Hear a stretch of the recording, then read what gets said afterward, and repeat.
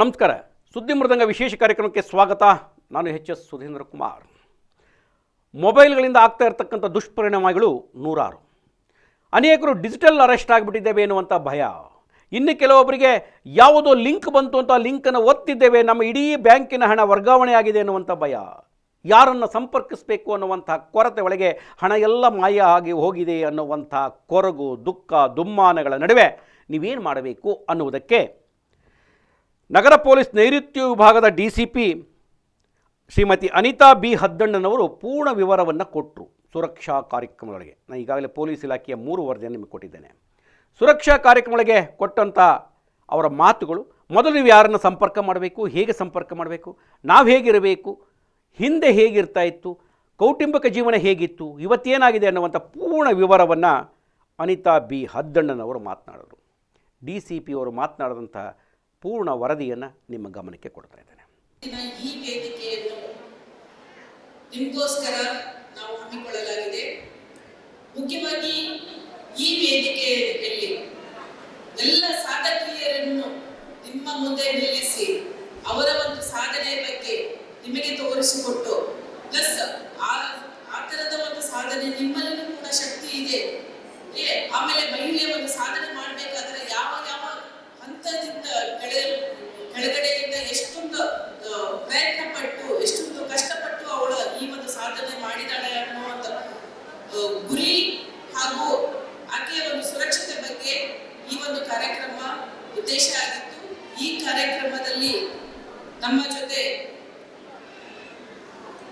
ನಿಮ್ಯಾನ್ಸ್ ಮುಖ್ಯಸ್ಥೆ ಆಗಿರುವಂತಹ ಶ್ರೀಮತಿ ಪ್ರತಿಮಾ ಮೂರ್ತಿ ಅವರು ನಮ್ಮ ಜೊತೆ ಈ ಒಂದು ಕಾರ್ಯಕ್ರಮದಲ್ಲಿ ಭಾಗವಹಿಸಿದ್ರು. ಅವರ ಜೊತೆ ಅದರಂತೆ ಶ್ರೀಮತಿ ಜ್ಯೋತಿ, ಕರ್ನಲ್ ಜ್ಯೋತಿ ಅವರು ಮೇಡಮ್ ನಮ್ಮ ಜೊತೆ ಇದ್ದಾರೆ. ಮೇಡಮ್ ಶ್ರೀಮತಿ ಮಮತಾ ಎಲಿಸಿಟಾ ಹೆಡ್ ಮುಖ್ಯಸ್ಥೆ ಅವರು ಕೂಡ ನಮ್ಮ ಜೊತೆ ಇದ್ದಾರೆ. ಸುಮಾರು ಡಾಕ್ಟರ್ಸ್ ನಮ್ಮ ಕೆಂಗೇರಿ ತಾಲೂಕು ಹೆಲ್ತ್ ಸೆಂಟರ್ ಅಲ್ಲಿ ಆಗಲಿ, PGS ಸೈಕಲಾಜಿಸ್ಟ್ ಆಗಿರಲಿ, ಹಾಗೂ ನಮ್ಮ BMTC ಡಿಪೋ ಮ್ಯಾನೇಜರ್ ಹಾಗೂ ವೈಜಯಂತಿ ಶ್ರೀಮತಿ ಕುಚುಪುಡಿ ಡ್ಯಾನ್ಸರ್, ಸುಮಾರು ಸಾಧಕಿಯರು ಇವತ್ತು ನಿಮ್ಮ ಮುಂದೆ ಪ್ರದರ್ಶನ ನೀಡಿದ್ರು. ಹಾಗೂ ಅವರದೊಂದು ಸಾಧನೆ ಬಗ್ಗೆಯೂ ಕೂಡ ನಾವು ಅವರಿಗೆ ಸನ್ಮಾನದ ಮುಖಾಂತರ ನಿಮ್ಮ ಜೊತೆ ಅವರನ್ನು ಪರಿಚಯಿಸಲು ಮಾಡಿಕೊಟ್ಟಿದ್ವಿ. ಸೊ ಈ ಕಾರ್ಯಕ್ರಮದ ಮುಖ್ಯ ಉದ್ದೇಶ ಏನು ಅಂತಂದ್ರೆ ಸುರಕ್ಷತೆ, ಮಹಿಳೆಯರ ಸುರಕ್ಷತೆ ಬಗ್ಗೆ ನಾವು ಇಲ್ಲಿ ಮಾತಾಡಲಿಕ್ಕೆ, ಮಹಿಳೆಯರ ಸಂಬಂಧಪಟ್ಟಂತೆ ಇವತ್ತಿನ ದಿನ ಈ ಒಂದು ಕಾರ್ಯಕ್ರಮ ಆಯೋಜನೆ ಆಗಿದೆ. ಯತ್ರ ನಾರಂತು ಪೂಜ್ಯಂತೆ ರಮಂತೆ ತತ್ರ ದೇವತಾ. ಎಲ್ಲಿ ನಾರಿಯನ್ನು ಪೂಜಿಸಲ್ಪಡುತ್ತಾರೋ ಅಲ್ಲಿ ದೇವತೆಗಳು ವಾಸಿಸ್ತಾರೆ ಅಂತ ನಮ್ಮ ಪುರಾಣದಲ್ಲಿ ಹೇಳಲ್ಪಡುತ್ತೆ. ಸೊ ಅದರಂತೆಯೇ ಕೂಡ ನಾರಿಯರನ್ನು ನಾವು ಯಾವಾಗಲೂ ಪೂಜೆ ಒಂದು ಭಾವನೆಯಿಂದ ನೋಡ್ಕೋತ ಬಂದಿದ್ದೀವಿ ಹಿಂದಿನ ಕಾಲದಿಂದಲೂ ಕೂಡ. ಬಟ್ ಇತ್ತೀಚಿನ ದಿನಗಳಲ್ಲಿ ನಾರಿಯನ್ನು ನಾವು ಪೂಜಿಸ್ತೀವಿ ನಿಜ, ಬಟ್ ಆಕೆ ಮೇಲೆ ದೌರ್ಜನ್ಯಗಳನ್ನು ಕೂಡ ಸುಮಾರು ರೀತಿಯಲ್ಲಿ ಆಗ್ತಾ ಇದೆ. ಅದನ್ನು ತಡೆಗಟ್ಟಲಿಕ್ಕೆ ನಮ್ಮ ಆರಕ್ಷಕ ಪೊಲೀಸರು ಯಾವ್ಯಾವ ಒಂದು ಸೇವೆಗಳನ್ನು ಆಕೆ ರಕ್ಷಣೆಯಲ್ಲಿ ತೊಡಗಿದೆ ಅನ್ನೋದ್ರ ಬಗ್ಗೆನೂ ಕೂಡ ಇವತ್ತಿನ ದಿನ ಈ ಒಂದು ಕಾರ್ಯಕ್ರಮದ ಮುಖಾಂತರ ನಿಮಗೆ ತಗೊಂಡು ಬಂದಿದ್ವಿ. ಒಂದು ಮುಖ್ಯವಾಗಿ ಜಗದೀಶ್ ಇನ್ಸ್ಪೆಕ್ಟರ್, ಇಬ್ಬರು ಜಗದೀಶ್ ಇನ್ಸ್ಪೆಕ್ಟರ್ಸ್ ಈ ಒಂದು ಕಾರ್ಯಕ್ರಮ ಮುಖಾಂತರ ನಮ್ಮ ಪೊಲೀಸ್ ಯಾವ ರೀತಿಯ ಮಹಿಳಾ ಸುರಕ್ಷತೆ ಬಗ್ಗೆ ಕ್ರಮಗಳನ್ನು ಪೊಲೀಸ್ ಮುಂಗಡವನ್ನು ತಗೊಂಡ್ಬಿಟ್ಟು ನಾವು ನಿಮಗೆ ತೋರಿಸ್ತಾ ಇದ್ದೀವಿ ಅಂತಂದ್ರೆ, ಒಂದು 112 ಹೆಲ್ಪ್ ಲೈನ್ ಆಗಲಿ, ಇಮಿಡಿಯೇಟ್ ಆಗಿ ನಿಮ್ಗೆ ಏನೇ ತೊಂದರೆ ಬಂದ್ರೂ ಕೂಡ ಇಮಿಡಿಯೇಟ್ ಆಗಿ 112 ವಿದಿನ್ 7 ನಿಮಿಷದಲ್ಲಿ ಬ್ಯಾಂಗ್ಳೂರ್ ಸಿಟಿಯಲ್ಲಿ. ಯಾಕೆ ನಾವು 7 ನಿಮಿಷ ಅಂತ ತಗೋತೀವಿ ಅಂತಂದ್ರೆ, ಇಟ್ ಈಸ್ ನಾಟ್ ಲೈಕ್ ನಾವು ನನ್ನ ಬಾಯಿಗೆ ಬಂದಿದಂತ ನಂಬರ್ ನಾನು ಹೇಳ್ತಾ ಇಲ್ಲ, ಇದನ್ನ ನಾವು ಪ್ರಾಯೋಗಿಕವಾಗಿ ಇವತ್ತಿಗೂ ಕೂಡ ನಡೆಸ್ಕೊಂಡು ಬರ್ತಾ ಇರುವಂತ ಇದು. ಸ್ವಲ್ಪ ಜಾಸ್ತಿ ಹೋಯ್ತು ಅಂತಂದ್ರೆ ಯಾಕೆ ಲೇಟ್ ಆಯ್ತು ಅನ್ನೋದು ಒಂದು ಪ್ರಶ್ನೆಯನ್ನು ಕೂಡ ಉದ್ಭವಿಸುತ್ತೆ. ನಾವು ಮಾತ್ರ ಇವತ್ತಿನ ದಿನದಲ್ಲಿ 7 ನಿಮಿಷದ ಒಳಗಡೆ ಒಂದು ಯಾವ್ದಾದ್ರು ಒಂದು ಸಂಬಂಧಪಟ್ಟಂತೆ ಪ್ರಾಬ್ಲಮೆಟಿಕ್ ಕಾಲ್ ಬಂತಂತಂದ್ರೆ 7 ನಿಮಿಷ ಒಳಗಡೆ ತಲುಪಿಸಿ ಅದನ್ನ ಸಾಲ್ವ್ ಮಾಡುವಂತ ಒಂದು ನಿಟ್ಟಿನಲ್ಲಿ ನಾವು ಯಶಸ್ವಿಯಾಗಿದ್ದೇವೆ. ಅದರ ಜೊತೆ ಮನೆ ಪೊಲೀಸಿಂಗ್ ಕೂಡ ಜುಲೈ 17ನೇ ತಾರೀಕಿಗೆ ಈ ಒಂದು ಕಾರ್ಯಕ್ರಮ ನಮ್ಮ ಬ್ಯಾಂಗ್ಳೂರ್ ಸಿಟಿ ಮತ್ತು ಕರ್ನಾಟಕ ಆದ್ಯಂತ ಎಲ್ಲ ಚಾಲನೆ ಬಂತು. ಪೊಲೀಸ್ ಪೊಲೀಸರನ್ನೇ ನಿಮ್ಮ ಮನೆಗೆ ಬಂದು ನಿಮ್ಮ ಒಂದು ಅಹವಾಲುಗಳನ್ನು ಕೇಳುವ ಒಂದು ಕಾರ್ಯಕ್ರಮ ಮನೆ ಮನೆ ಪೊಲೀಸಿಂಗ್. ಅದರ ಜೊತೆ ಪೊಲೀಸಿಗೆ ಸಂಬಂಧಪಟ್ಟ ಸೇವೆಗಳ ಬಗ್ಗೆನೂ ಕೂಡ ನಿಮ್ಮಲ್ಲಿ ಜಾಗೃತಿ ಮೂಡಿಸ್ಲಿಕ್ಕೆ ಕೂಡ ಒಂದು ಕಾರ್ಯಕ್ರಮ ಇದೊಂದಾಗಿದೆ. ಎಷ್ಟೋ ಪ್ರಕರಣಗಳು ನಮಗೆ ಮನೆ ಮನೆ ಪೊಲೀಸಿಂಗ್ ಮಾಡೋದ್ರಿಂದ ಬೆಳಕಿಗೆ ಬಂತು. ನಮ್ಮ ಪಕ್ಕದ ಮನೆಯವರು ಅಲ್ಲಿ ಡ್ರಗ್ಸ್ ತಗೋತಾ ಇದ್ದಾರೆ, ನಾವು ಯಾರಿಗೂ ಹೇಳಲಿಕ್ಕೆ ಆಗಲ್ಲ. ಹೀಗಾಗಿ ನಾವು ಪೊಲೀಸರು ಅವ್ರ ಮನೆಗೆ ಭೇಟಿ ನೀಡಿದಾಗ ಅವರು ನಮಗೆ ಗುಪ್ತವಾದ ಮಾಹಿತಿಗಳನ್ನು ಕೊಟ್ಟರು. ಸುಮಾರು ಕೇಸಸ್, ಕೆಲವೊಂದು ಗ್ಯಾಂಬ್ಲಿಂಗ್ ಆಟ ಆಡ್ತಾ ಇರುವಂತದ್ದಿದ್ರು, ಯಾರೋ ಒಬ್ರು ಹೊರಗಡೆಯಿಂದ ಬಂದ್ಬಿಟ್ಟು ಅಲ್ಲಿ ವಾಸವಾಗಿದ್ರು, ಅವ್ರು ಯಾರು ಏನು ಅನ್ನೋದ್ರ ಬಗ್ಗೆ ಗೊತ್ತಿಲ್ಲ. ಸುಮಾರು ಮಾಹಿತಿಗಳನ್ನು ನಮಗೆ ಮನೆ ಮನೆ ಪೊಲೀಸಿಂಗ್ ಮುಖಾಂತರ ನಮಗೆ ಮಾಹಿತಿ ಬಂತು. ಇಮಿಡಿಯೇಟ್ ಆಗಿ ನಾವು ಅದರ ಮೇಲೆ ಕ್ರಮನೂ ಕೂಡ ತಗೊಂಡಿದ್ವಿ. ಅದರಿಂದ ಮುಂದೆ ಘಟನೆ ಆಗಬಹುದಂತ ಒಂದು ಅಪರಾಧನೂ ಕೂಡ ತಡೆಗಟ್ಟಲಿಕ್ಕೆ ನಮಗೆ ನಿಮ್ಮ ಒಂದು ಮಾಹಿತಿ ಇಂದ ತುಂಬಾನೇ ಸಹಾಯವಾಯಿತು. ಇದರ ಜೊತೆ ಮಹಿಳೆಯರ ಸುರಕ್ಷತೆ ಬಗ್ಗೆ ನಾವು ಮಾತಾಡ್ಬೇಕಾಗ್ತಂದ್ರೆ, ಈ ಹಿಂದೆ ನಮ್ಮ ಜನ ಏನ್ ಹೇಳ್ತಾ ಇದ್ರು, ನಾವು ಚಿಕ್ಕವರಿದ್ದಾಗ ನಮ್ಮ ತಂದೆ ಆಶ್ರಯದಲ್ಲಿ ನಾವು ಬೆಳೀತಾ ಇದ್ವಿ. ಮದುವೆ ದೊಡ್ಡವರಾಗಿ ಮದುವೆ ಆದ್ಮೇಲೆ ಗಂಡನ ಆಶ್ರಯದಲ್ಲಿ ನಾವು ಇರಬೇಕು. ವೃದ್ಧಾಪ್ಯ ವಯಸ್ಸಿನಲ್ಲಿ ನಾವು ಮಕ್ಕಳ ಆಶ್ರಯದಲ್ಲಿ ನಾವು ಇರಬೇಕು. ಮಹಿಳೆಯರಿಗೆ ಅವರೇ ಸುರಕ್ಷಕರು ಅಂತ. ಬಟ್ ಇತ್ತೀಚಿನ ದಿನಗಳಲ್ಲಿ ನಾವು ನೋಡ್ತಾ ಇದ್ವಿ, ಮನೆಯಲ್ಲೇ ದೌರ್ಜನ್ಯ ನಡೀತಾ ಇದೆ. ಗಂಡನಿಂದ ಆಗ್ಲಿ, ರಿಲೇಟಿವ್ಸ್ ಇಂದನಾಗ್ಲಿ, ಒಂದು ಹೆಣ್ಮಗು ಮೇಲೆ ಮನೆಯಲ್ಲಿನೇ ದೌರ್ಜನ್ಯ ಸ್ಟಾರ್ಟ್ ಆಗಿದೆ. ಆಮೇಲೆ ಶಾಲೆಗೆ ಹೋದ್ಮೇಲೆ ಅಲ್ಲಿ ಟೀಚರ್ಸ್ ಕಡೆಯಿಂದಲೂ ಕೂಡ ಎಷ್ಟೊಂದು ನಾವು ಪ್ರಕರಣಗಳನ್ನು ನಾವು ನೋಡ್ತಾ ಇರ್ತೀವಿ. ನೀವು ಕೂಡ ಟಿವಿಯಲ್ಲಿ ನೋಡ್ತಾ ಇದ್ರೆ, ಮೊನ್ನೆ ತಾನೇ ಬಾಗಲಕೋಟೆಯಲ್ಲಿ ಬುದ್ಧಿಮಾಂದ್ಯ ಮಕ್ಕಳ ಮೇಲೆ ಎಷ್ಟೊಂದು ದೌರ್ಜನ್ಯಗಳು ನಡೀತಾ ಇದೆ.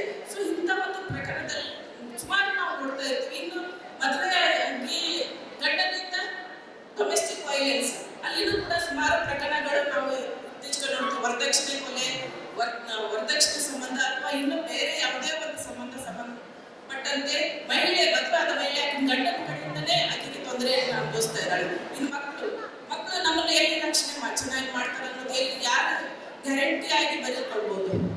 ಆಗಲ್ಲ. ತಂದೆ ತಾಯಿಗಳನ್ನ ಆಸ್ತಿಗೋಸ್ಕರ ಮನೆಯಲ್ಲಿ ಆಚೆ ಹಾಕೋದು ಅಥವಾ ಅವರಿಗೆ ಹೊರಗಡೆ ಹೊಡೆಯೋದು ಅದನ್ನು ಕೂಡ ನಾವು ನೋಡ್ತಾ ಇದ್ವಿ. ಹೀಗಾಗಿ ನಮ್ಮ ರಕ್ಷಣೆ ಹೇಗೆ ನಾವು ಈ ಹಿಂದೆ ನಾವು ಏನು ಅನ್ಕೊಂಡು ಬಂದಿದ್ವಲ್ಲ, ಅದು ಸುಳ್ಳಾಗ್ತಾ ಬಂದಿದೆ. ಆದ್ರೆ ನಮ್ಮ ರಕ್ಷಣೆಗೆ ನಾವೇ ಸಿದ್ಧರಾಗಬೇಕು. ಸೊ ನಮ್ಮ ರಕ್ಷಣೆಗೆ ನಾವೇ ಸಿದ್ಧರಾಗಬೇಕು ಅಂತಂದ್ರೆ ನಮ್ಮ ಜೊತೆ ಕಾನೂನು ನಮ್ಮ ಜೊತೆ ಇರುತ್ತೆ. ಒಂದು ಮಹಿಳೆ ಹೇಳಿದ್ಲು, ಎಲ್ಲೂ ನಾವು ಯಾರು ಹೀರೋ ಬಂದು ನಮ್ಮನ್ನು ಕಾಪಾಡಲ್ಲ, ನಾವೇ ಹೀರೋ ಯಾವಾಗ ನಮ್ಮ ಜೊತೆನೇ ಇರ್ತಾನ ಅಂತ.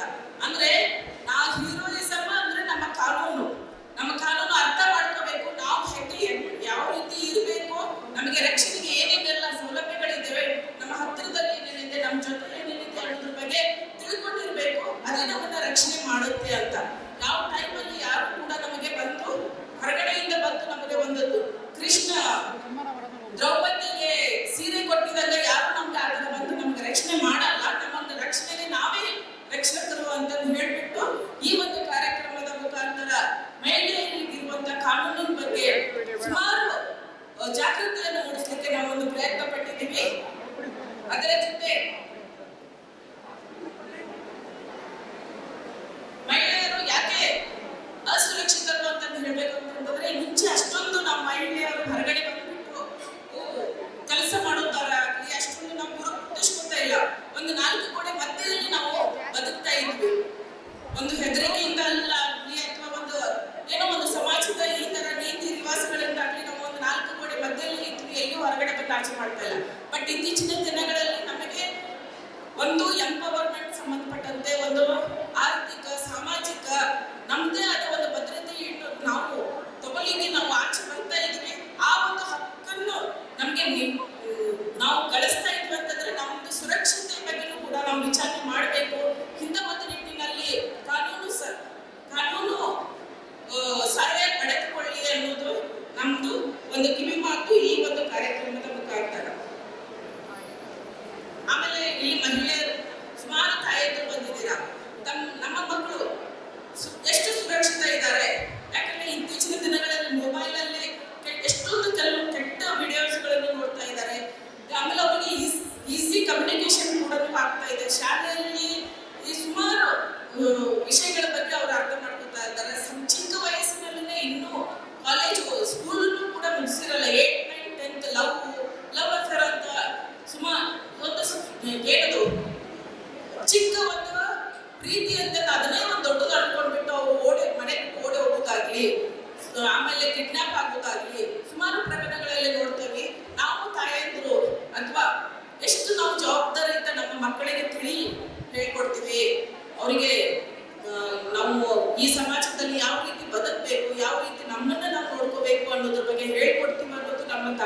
ಜವಾಬ್ದಾರಿ. ಇವತ್ತಿನ ದಿನ ನಾವು ಈ ಒಂದು ಮಹಿಳೆ ಕಾರ್ಯಕ್ರಮ ಮಾಡಲಿಕ್ಕೆ ನಮ್ಮ ಒಂದು ಹೆಣ್ಣು ಮಕ್ಕಳ ಮೇಲೆ ಆಗ್ತಾ ಇರುವಂತ ಲೈಂಗಿಕ ದೌರ್ಜನ್ಯದ ಬಗ್ಗೆನೂ ಕೂಡ ನಾವು ನಿಮ್ಮಲ್ಲಿ ಅರಿವು ಮೂಡಿಸುವ ಸಂಬಂಧಪಟ್ಟಂತೆ ಈ ಒಂದು ಕಾರ್ಯಕ್ರಮವನ್ನು ಆಯೋಜನೆ ಮಾಡಿದ್ದೀವಿ ಅಂತ ಹೇಳಿಕ್ಕೆ ಇಷ್ಟಪಡ್ತಾ ಇದ್ದೀವಿ. ಇದರ ಜೊತೆ ನಮ್ದು ಮೇನ್ ಉದ್ದೇಶ ಈ ಒಂದು ಕಾರ್ಯಕ್ರಮ ಪೊಲೀಸ್ ಜಾಗೃತಿ, ಪೊಲೀಸ್ ಸೇವೆಗಳ ಬಗ್ಗೆ, ಮಹಿಳೆಯರಿಗಿರುವಂತಹ ಪೊಲೀಸ್ ಸೇವೆಗಳ ಬಗ್ಗೆ ಜಾಗೃತಿ ಮೂಡಿಸುವುದು ಹಾಗೂ ಅದನ್ನ ಒಂದು ಪ್ರಯೋಜನವಾಗಿ ನಿಮ್ಮ ಮುಖಾಂತರ ನಾವು ಸುಮಾರು ಕಾರ್ಯಕ್ರಮಗಳನ್ನ ತಗೊಂಡು ಬರ್ತಾ ಇದ್ದೀವಿ ಅನ್ನೋದ್ರ ಬಗ್ಗೆ ಜಾಗೃತಿ ನಿಮ್ಮಲ್ಲಿ ಇರಲಿ ಅನ್ನೋದ್ರ ಬಗ್ಗೆ. ಆಮೇಲೆ ಒಂದು SOS ಅಂತ ಒಂದು ಐಲ್ಯಾಂಡ್ ಇದೆ, ನೀವು ನೋಡಿರ್ಬೋದು. ನಮ್ಮ Kengeri bus stand, metro bus stand ಹತ್ರನೂ ಕೂಡ ಇದೆ SOS. ಅದು ನಿಮ್ಗೆ ಯಾವುದೇ ತರ ಸಹಾಯ ಇಲ್ಲ, ಫೋನ್ ಇಲ್ಲ, ಯಾವುದೇ ತರ ಇಲ್ಲ. ನಿಮ್ಗೆ ಏನೋ ಒಂದು ಅಪಾಯದಲ್ಲಿ ಇದ್ದೀರಾ, ಹೋಗಿ ನೀವು ಬಟನ್ ಪ್ರೆಸ್ ಮಾಡಿದ್ರೆ ಸಾಕು, ಅಲ್ಲಿಂದನೇ ನಿಮ್ಗೆ ವಾಯ್ಸ್ ಕಾಲ್ ಬರುತ್ತೆ, ನಿಮ್ಮನ್ನ ವಿಡಿಯೋವನ್ನು ಕೂಡ ನೋಡ್ಬೋದು. ಇದನ್ನ ಎಷ್ಟು ಜನ ನೀವು ಉಪಯೋಗಿಸಿದ್ದೀರಾ ಅಥವಾ ಇದ್ರ ಬಗ್ಗೆ ಗೊತ್ತಿದೆ? SOS ಬಗ್ಗೆ ವೆರಿ ಗುಡ್. ಅಟ್ ಲೀಸ್ಟ್ ನಮಗೆ ಒಂದು ಸ್ವಲ್ಪದ್ರೂ ಕೂಡ ಹ್ಯಾಂಡ್ಸ್ ಸಿಕ್ತು. ಸೊ ಇಂಥ ಕೆಲವೊಂದು ನಾನು ಸುಮಾರು ಕಾರ್ಯಕ್ರಮಗಳು ಹೋಗ್ತಾ ಇರ್ತೀವಿ. ಏನು SOS ಅಂದ್ರೆ ಏನು ಅನ್ನೋದ್ರ ಬಗ್ಗೆ ಗೊತ್ತಿರಲ್ಲ, ಎಲ್ಲಿದೆ ಅನ್ನೋದು, ನಮ್ಮ ಲಿಮಿಟ್ಸ್ ಅಲ್ಲಿ ಎಲ್ಲಿದೆ ಅನ್ನೋದ್ರ ಬಗ್ಗೆನೂ ಕೂಡ ಮಾಹಿತಿ ಇರಬೇಕು. ಇನ್ನು ನೆರವು ಕಾರ್ಯಕ್ರಮ, ನೆರವು ಕೇಂದ್ರ ನಿಮ್ದು ಮಹಿಳೆಯರಿಗೋಸ್ಕರನೇ ನಮ್ಮ ನಿರ್ಭಯ ಒಂದು ಸೇಫ್ ಸಿಟಿ ಪ್ರಾಜೆಕ್ಟ್ ಅಲ್ಲಿ ತಗೊಂಡು ಬಂದಿರುವಂತಹ ಒಂದು ಪ್ರಾಜೆಕ್ಟ್. ಇದರಲ್ಲಿ ಕೇವಲ ಒಂದು ಏನದು ಪೊಲೀಸ್ ನಮ್ಮದವರಿಗೆ ಮಾತ್ರ ಅಲ್ಲದೆ, ಇದು ಪೊಲೀಸ್ ಯಾವುದೇ ಒಂದು ಹೆಣ್ಮಗಳು ಇವನ್ನ BBMP ನಮ್ಮಲ್ಲಿ ಇದು, ನಾನು ಬೇಕರಿ ಸರ್ಕಲ್ ಆ ಕಡೆ ಇದ್ದಿದ್ದಾಗ ನಾನು ಬೇಕರಿ ಸರ್ಕಲ್ ಅಲ್ಲಿ ಇದನ್ನು ಹಾಕ್ಸಿದೆ. ನಮ್ಮ BBMP ವರ್ಕರ್ಸ್ ಅಲ್ಲಿ ಹೋಗ್ಬಿಟ್ಟು ಸ್ವಲ್ಪ ಹೊತ್ತು ಕುತ್ಕೊಂಡ್ಬಿಟ್ಟು ರೆಸ್ಟ್ ಮಾಡಿಬಿಟ್ಟು ಬರ್ತಾ ಇದ್ರು. ಆಮೇಲೆ ಒಳ್ಳೆ ಕ್ಲೀನ್ ಟಾಯ್ಲೆಟ್ ಇದೆ ಮಹಿಳೆಯರಿಗೆ. ಈ ಬೇಕರಿ ಸರ್ಕಲ್ ನೀವು ನೋಡಿರ್ಬೋದು, ಎಷ್ಟೊಂದು ಸ್ವಲ್ಪ ಪಾಶ್ ಏರಿಯಾ, ಎಲ್ಲಿನೂ ಕೂಡ ನಿಮ್ಮ ಸುತ್ತಮುತ್ತ ಪಬ್ಲಿಕ್ ಟಾಯ್ಲೆಟ್ಸ್ ಕೂಡ ಸಿಗಲ್ಲ. 1 ಕಿಲೋಮೀಟರ್ 2 ಕಿಲೋಮೀಟರ್ ಅಂಥದ್ರಲ್ಲಿ ನಮ್ಮ ಮಹಿಳೆಯರಿಗೆ ನ್ಯಾಚುರಲ್ ಕಾಲ್ಸ್ ಅಟೆಂಡ್ ಹೋಗ್ಲಿಕ್ಕೆ ಕಷ್ಟ ಆಗುತ್ತೆ. ಅಂತ ಈ ಒಂದು ನೆರವು ಏನದು ಐಲ್ಯಾಂಡ್ ಇದೆಯಲ್ಲ, ಅಲ್ಲಿ ಬಂದ್ಬಿಟ್ಟು ಅವರು ಕುತ್ಕೊಂಡ್ಬಿಟ್ಟು ರೆಸ್ಟ್ ಮಾಡಿಬಿಟ್ಟು ಹೋಗ್ತಾ ಇದ್ರು. ಸೊ ಯಾವುದೇ ಒಂದು ಮಹಿಳೆ ಆಕೆಗೆ ತಂಗಲು ಅಥವಾ ರೆಸ್ಟ್ ಮಾಡಲು ಅಥವಾ ಬೇರೆ ಸಹಾಯವಾಗುವಂತ ಪ್ರಯೋಗವನ್ನು ಈ ಒಂದು ನೆರವು ಐಲ್ಯಾಂಡ್ ಅನ್ನು ನಾವು ನಿರ್ಭಯ ಸ್ಕೀಮಲ್ಲಿ ತಗೊಂಡು ಬಂದಿದ್ದೀವಿ. ಸುಮಾರು 300ಕ್ಕಿಂತ ಹೆಚ್ಚು ಐಲ್ಯಾಂಡ್ಗಳು ಎಲ್ಲ ಬೆಂಗಳೂರು ಆಯಾಕಟ್ಟಿನ ಜಾಗದಲ್ಲಿ ಇದನ್ನ ಪ್ಲೇಸ್ ಮಾಡಿದ್ದೀವಿ. ಆಮೇಲೆ ನಿಮಗೆಲ್ಲರನ್ನೂ ಕೂಡ ಚೆನ್ನಮ್ಮ ಪಡೆ ಪರಿಚಯ ಆಯ್ತಾ? ನಮ್ಮ ಚೆನ್ನಮ್ಮ ಪಡೆ, ಓಕೆ. ಇದ್ರ ಬಗ್ಗೆ ಹೇಳಬೇಕು ಅಂತಂದ್ರೆ ನಮ್ಮ ನೈಋತ್ಯ ವಿಭಾಗದ ಪೊಲೀಸ್ ಇನ್ನು PSI ಇಂದ ಹಿಡ್ಕೊಂಡು ನಮ್ಮ ಕಾನ್ಸ್ಟೇಬಲ್ಸ್ ಇಂದ ಹಿಡ್ಕೊಂಡ್ಬಿಟ್ಟು PSI ಲೆವೆಲ್ ವರೆಗೂ ಕೂಡ ಅಧಿಕಾರಿಗಳು ಮತ್ತು ಸಿಬ್ಬಂದಿ ಅವರು ಈ ಒಂದು ಪಡೆಯಲ್ಲಿದ್ದಾರೆ. ಇವರು ನೀವು ಅವಾಗ ನೋಡ್ತಾ ಇರಬೇಕು, ನಿಮ್ಮ ಸುತ್ತಮುತ್ತಲಿನಲ್ಲಿ ಇರುವಂತಹ ಶಾಲೆ, ಕಾಲೇಜು, ಮೆಟ್ರೋ ಸ್ಟೇಷನ್ಸ್ ಆಗಲಿ ಅಥವಾ ಬಸ್ ಸ್ಟಾಪ್ಸ್ ಅಲ್ಲಿ ಆಗಲಿ ಇವರು ರೌಂಡ್ಸ್ ಮಾಡ್ತಾ ಇರ್ತಾರೆ. ಯಾರಾದ್ರೂ ಹುಡುಗರು PTA ಮಾಡೋದಾಗ್ಲಿ, ETC ಮಾಡೋದಾಗ್ಲಿ, ಇವ್ರನ್ನ ಹಿಡಿದ್ಬಿಟ್ಟು ಅಲ್ಲೇ ಇವರು ತಳಿಸ್ತಾರೆ. ನೋಡಿದ್ರಲ್ಲ ಯಾವ ರೀತಿ ಅವರು ಅಟ್ಯಾಕ್ ಮಾಡೋದನ್ನು ಕೂಡ. ಇದರ ಜೊತೆ ಈ ಕೆಂಗೇರಿ ನಮ್ಮ ಒಂದು ಏನು ವಿಭಾಗದಲ್ಲಿ, ನೈಋತ್ಯ ವಿಭಾಗದಲ್ಲಿ ಶಾಲೆ ಕಾಲೇಜುಗಳಿಗೂ ಕೂಡ ಭೇಟಿ ನೀಡಿಬಿಟ್ಟು ಅಲ್ಲಿ ಮಕ್ಕಳಿಗೂ ಕೂಡ ಕೆಲವೊಂದು ಅನ್ಆರ್ಮ್ಡ್ ಕಾಂಬ್ಯಾಕ್ಟ್ ಅಂತ ನಾವು ಇಮಿಡಿಯೇಟ್ ಆಗಿ ನಾವು ತಗೋಬೇಕಾಗ್ತಂತಂದ್ರೆ, ಇದು ಕರಾಟೆನೂ ಅಲ್ಲ, ನಮಗೆ ನಮ್ಮ ರಕ್ಷಣೆ ಯಾವ ರೀತಿ ಮಾಡ್ಕೋಬೇಕಂತ ಸ್ವಲ್ಪ ಟಿಪ್ಸ್ನು ಕೂಡ ಶಾಲಾ ಮಕ್ಕಳು ಕಾಲೇಜುಗಳಿಗೆ ಭೇಟಿ ನೀಡಿಬಿಟ್ಟು ಅಲ್ಲಿ ಮಕ್ಕಳಿಗೆ ಕೂಡ ಇವರು ಒಂದು ಪಾಠಗಳನ್ನು ಮಾಡ್ತಾರೆ. ಇದರ ಜೊತೆ ನಿಮ್ಮನ್ನು ಮನೆಗೂ ಕೂಡ ಬಂದ್ಬಿಟ್ಟು ಕೆಲವೊಂದು ಅವೇರ್ನೆಸ್ ಕಾರ್ಯಕ್ರಮವನ್ನು ಕೂಡ ಇವರು ಮಹಿಳೆಯರಿಗೆ ಸಂಬಂಧಪಟ್ಟ ಕಾನೂನು ಬಗ್ಗೆ ಕೂಡ ನಿಮಗೆ ತಿಳಿಯನ್ನು ಕೂಡ ಹೇಳ್ಕೊಡ್ತಾರೆ. ಸೊ ಇದು ಒಂದು ಚೆನ್ನಮ್ಮ ಪಡೆ. ನಮ್ಮ ರಕ್ಷಣೆಗೆ ನಾವೇ ಮುಂದಾಗಿರ್ಬೇಕು. ಸೊ ಮಹಿಳೆಯರ ರಕ್ಷಣೆಗೆ ಮಹಿಳೆಯರನ್ನೇ ಪಡೆ ಇರಬೇಕು ಅಂತ ಹೇಳ್ಬಿಟ್ಟು ಈ ಒಂದು ಚೆನ್ನಮ್ಮ ಪಡೆಯನ್ನು ನಾವು ಸಿದ್ಧಪಡಿಸಿದ್ದೀವಿ. ಸೊ ನಿಮ್ಮ ಸುತ್ತಮುತ್ತಲು ಇನ್ನು ಅವ್ರು ಬಂದ್ರ ಅಂತಂದ್ರೆ ಸ್ವಲ್ಪ ಮಾತಾಡಿಸಿ, ಅವ್ರಿಗೂ ಗೊತ್ತಾಗತ್ತೆ ನಮ್ಮ ಪಡೆ ಗುರುತಿಸ್ತಾ ಇದ್ದಾರೆ ಜನ ಅಂತಂದು. ಅದರ ಜೊತೆ ಸುಮಾರು ನಾವು ಹೆಲ್ಪ್ ಲೈನ್ಸ್ ಬಗ್ಗೆ ಕೂಡ ಪರಿಚಯ ಮಾಡಿದ್ವಿ.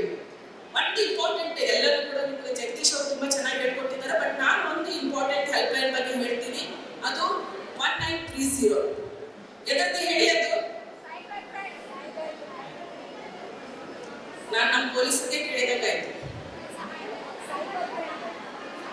Cyber crime offence. So cyber crime offence ಇತ್ತೀಚಿನ ದಿನಗಳಲ್ಲಿ ಸುಮಾರು ನೋಡ್ತಾ ಇದ್ದೀವಿ.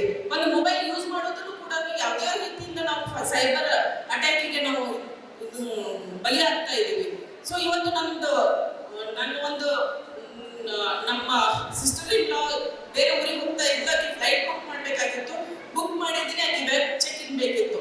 ಆಕೆ ವೆಬ್ ಚೆಕ್ ಮಾಡಲಿಕ್ಕೆ ಅವ್ರದ್ದು ಕಂಪನಿಯಿಂದ ಮೆಸೇಜ್ ಬಂದಿದೆ, ಲಿಂಕ್ ಬಂದಿದೆ, ಬಟ್ ಆಕೆ ಓಪನ್ ಮಾಡಲಿಕ್ಕೆ ಹೆದರ್ತಾ ಇದ್ದಾಳೆ. ಬಿಕಾಸ್ ಅಷ್ಟೊಂದು ಭಯ, ನಾನು ಎಲ್ಲಿ ಯಾವುದೋ ಲಿಂಕ್ ಕ್ಲಿಕ್ ಮಾಡಿ ಎಲ್ಲಿ ನನ್ನ ದುಡ್ಡು ಹೋಗುತ್ತೆ ಏನೋ ಅಂತ. ಸೊ ಈ ತರ ಒಂದು ಭಯ ನಮ್ಮಲ್ಲಿ ಕಾಡ್ತಾ ಇದೆ. ಆ ಥರ ಒಂದು ಒಮ್ಮೆ ಕ್ಲಿಕ್ ಮಾಡಿದ್ರು ಕೂಡ ಬ್ಲಾಕ್ ಮಾಡೋದ್ರಿಂದ ನಮ್ಮ ಹಣ ಯಾವುದೋ ಒಂದು ಅಕೌಂಟಿಗೆ ಹೋಗಿತ್ತಂತಂದ್ರೆ ಇಮಿಡಿಯೇಟ್ ಆಗಿ ಆ ಅಕೌಂಟ್ ಫ್ರೀಸ್ ಆಗುತ್ತೆ. ಅಲ್ಲಿಂದ ಯಾವುದೋ ಹಣ ತೆಗಿಲಿಕ್ಕೆ ಅವ್ರಿಗೆ ಆಗಲ್ಲ. ಇದು ಬರೇ ಒಂದು ಅಕೌಂಟ್ ಅಲ್ಲ, ನಮ್ಮ ಕಳ್ಳರು ಕೂಡ ತುಂಬಾ ಚೆನ್ನಾಗಿ ಆಟ ಆಡ್ತಾರೆ. ನಮ್ಮಿಂದ ಒಂದು ಅಕೌಂಟಿಗೆ ಒಂದು ಹೊಸ ಸಮಾಜ ನಮ್ಮ ಇತ್ತೀಚಿನ ಪೀಳಿಗೆ ಮುಖ್ಯವಾಗಿ ಬಲಿಯಾಗ್ತಾ ಇರೋದು ಡ್ರಗ್ಸ್ ಸಮಸ್ಯೆದಲ್ಲಿ. ಈ ಹಿಂದಿನ ಕಾಲದಲ್ಲಿ ರಾಮನ ಕಾಲದಲ್ಲಿ ಬಿಲ್ಲುಬಾಣ ತಗೊಂಡ್ಬಿಟ್ಟು ಯುದ್ಧ ಮಾಡ್ತಾ ಇದ್ರು. ಸ್ವಲ್ಪ ದಿನ ಹೋಯ್ತು ಬಾಂಬ್, ಹಿರೋಶಿಮಾ ನಾಗಸಾಕಿ ಅಂತ ಜಾಪಾನ್ ಮೇಲೆ ಬಾಂಬ್ ಅನ್ನು ಕೂಡ ಹಾಕಿದ್ರು. ಅಂತ ಒಂದು ನ್ಯೂಕ್ಲಿಯರ್ ಬಾಂಬ್ಸ್ ಅವಾಗಲೂ ಕೂಡ ಒಂದು ಯುದ್ಧ ಇತ್ತು. ಈಗ ಬಯೋ ಬಾಂಬ್ಸ್ ಕೂಡ ನಾವು ನೋಡಿದ್ದೀವಿ. ಬಟ್ ಈ ಡ್ರಗ್ಸ್ ಕೂಡ ಒಂಥರ ಬಯೋ ಬಾಂಬ್ಸ್. ನಮ್ಮಲ್ಲಿ ಯಾವುದೇ ತರ ಯುದ್ಧ ಮಾಡೋದು ಬೇಡ. ಈ ಒಂದು ದೇಶ ನಾಶ ಮಾಡ್ಬೇಕಂತಂದ್ರೆ ಡ್ರಗ್ಸ್ ಅಲ್ಲಿ ಇಂಜೆಕ್ಟ್ ಮಾಡಿಬಿಟ್ರೆ ಸಾಕು. ಒಂದು ಚಿಕ್ಕ ಮಗು ಹುಡ್ಕೊಂಡು ದೊಡ್ಡ ಏಜ್ ವರೆಗೂ ಕೂಡ ಎಲ್ಲರೂ ಕೂಡ ನಾಶ ಆಗ್ತಾರೆ ಅನ್ನೋದು ನಮ್ಮ ಏನು ವೈರಿಗಳಿಗೆ ಗೊತ್ತಿದೆ. ಹೀಗಾಗಿ ನಮ್ಮ ದೇಶದಲ್ಲಿ ಡ್ರಗ್ಸ್ ಅವರು ಮಾರಾಟ ಮಾಡಲಿಕ್ಕೆ ಬರ್ತಾ ಇದ್ದಾರೆ. ಇಂಥ ಒಂದು ಕೂಡ ನಾವು ಬಲಿ ಆಗ್ಲಾರ್ದಾಗನೆ ನಮ್ಮ ಮಕ್ಕಳನ್ನ, ನಮ್ಮ ಯಂಗ್ ಜನರೇಷನ್ ಹಾಗೂ ನಮ್ಮ ಸಮಾಜದ ಎಲ್ಲ ಪ್ರಜೆಗಳನ್ನು ನಾವು ಸೇಫ್ ಆಗಿ ಇಟ್ಕೊಳ್ಳೋದು ಇದು ಕೂಡ ನಮ್ಮ ಕರ್ತವ್ಯ.